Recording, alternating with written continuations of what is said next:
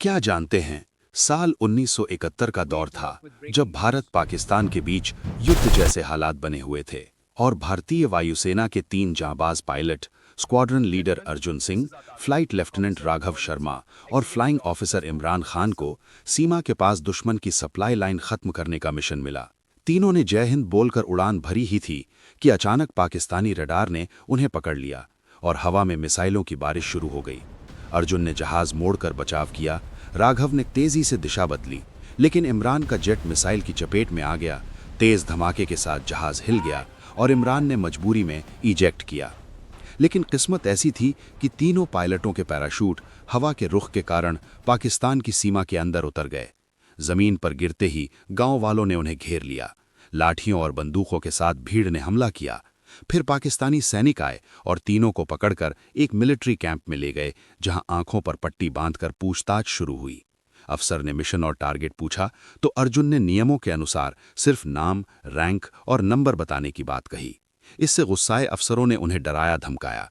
राघव को अलग करके दबाव डाला गया और इमरान को देखकर तंज कसा गया कि तुम मुसलमान होकर भारत के लिए क्यों लड़ रहे हो। मगर इमरान ने जलती आंखों से जवाब दिया, क्योंकि मेरा देश भारत है और भारत मेरी माँ है। ये सुनकर कमरे में सन्नाटा छा गया, लेकिन फिर भी मारपीट हुई और आखिरकार तीनों को पाकिस्तान की कुख्यात जेल में डाल दिया गया, जहां मोटी दीवारें, छोटी खिड़की, चूहों की आवाजें, भूखा पेट और हर पल मौत का डर उनका इंतजार करता था। कई दिन बीतते गए और तीनों ने तय किया कि चाहे कुछ भी हो जाए वे टूटेंगे नहीं। अर्जुन ने सबको हिम्मत दी, इमरान ने उम्मीद जगाई और राघव ने भी मन मजबूत किया।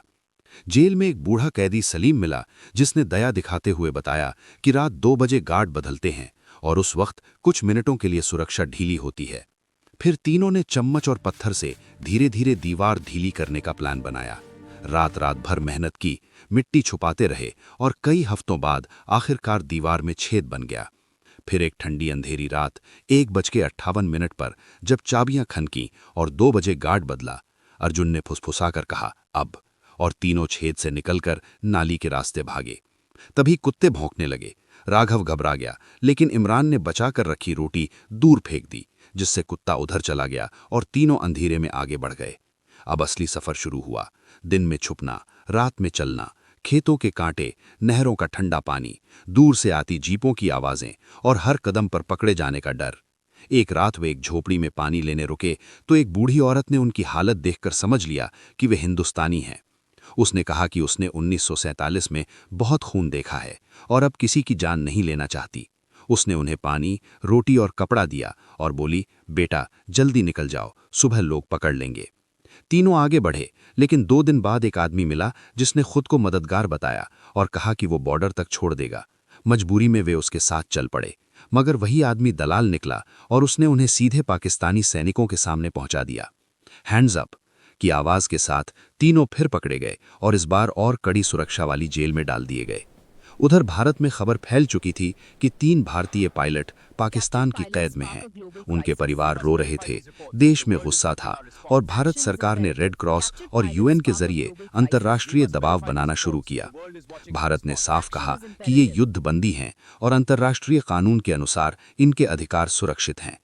दुनिया की नजरें पाकिस्तान पर थीं, इसलिए पाकिस्तान भी दबाव में आ गया और आखिरकार एक दिन जेल में अफसर आया और बोला, तुम तीनों को ट्रांसफर किया जा रहा है। अर्जुन ने पूछा कहां, तो अफसर ने ठंडे लहजे में कहा, बॉर्डर। ट्रक चला, लंबा सफर हुआ और जब गाड़ी रुकी तो सामने दोनों देशों के अधिकारी थे। एक तरफ पाकिस्तानी सैनिक और दूसरी तरफ भारतीय सैनिक। और जैसे ही अर्जुन की नजर दूर लहराते तिरंगे पर पड़ी, उसकी आंखों से आंसू निकल आए। भारतीय अधिकारी आगे बढ़ा और बोला, वेलकम होम बॉयज। इमरान ने जमीन की मिट्टी उठाकर माथे से लगा ली और राघव रोते हुए बोला, हम वापस आ गए। भारत लौटकर तीनों को सम्मान मिला, लेकिन उनकी आंखों में जेल का अंधेरा हमेशा के लिए रह गया। अर्जुन ने कहा, देश सिर्फ जमीन नहीं होता, देश वो होता है जिसके लिए इंसान टूट कर भी खड़ा रहे। और इमरान ने गर्व से कहा, मैं मुसलमान हूं, लेकिन सबसे पहले मैं भारतीय हूं। और यही इस कहानी का संदेश है कि देशभक्ति नारे नहीं, बल्कि वो हिम्मत है जो इंसान को मौत के सामने भी झुकने नहीं देती।